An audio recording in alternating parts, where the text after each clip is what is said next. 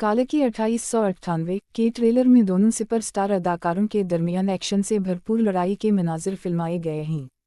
इस मौका पर अमिताभ ने मज़ाहिया अंदाज में पराभास के मद्दाहों से कहा कि वो फिल्म देखने बाद इन्हें कत्ल न करें और वो इस पर हाथ जोड़कर माफ़ी मांगते हैं। सुपरस्टार पराभास ने इस मौका पर अमिताभ की बातों पर मुस्कुराते हुए कहा कि सर, हम सब आपके मद्दाह हैं। हाल ही में बशरा अंसारी ने अपनी बहन अदाकारा अस्मा अब्बास के हमराह निजी टेलीविज़न चैनल के मॉर्निंग शो में बतौर मेहमान शिरकत की, जहां उन्होंने अपनी दूसरी शादी से मुताल्लिक़ खुलकर बात की। बशरा अंसारी ने कहा कि मुझे दूसरी शादी का फ़ैसला करने में तकरीबन 1.5 साल लगा। मेरे बड़े भाई और करीबी दोस्तों ने जब इकबाल हुसैन से मुलाकात की तो उन्होंने मुझे जल्द शादी करने का मशवरा दिया।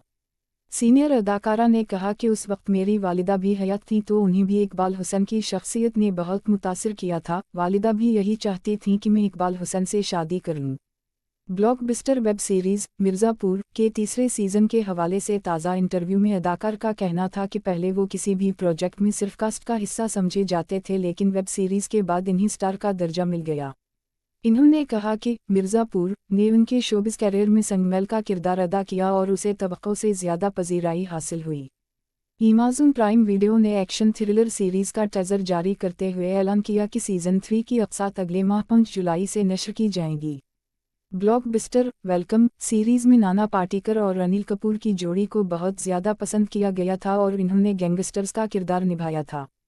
एक ताज़ा इंटरव्यू में वेलकम टू दी जंगल में शामिल न करने पर अदाकार ने तंज़िया अंदाज में कहा कि शायद फिल्म मेकर्स ने सोचा हो कि ये नाना पाटेकर बहुत पुराना है और इसे अब नहीं लेना चाहिए।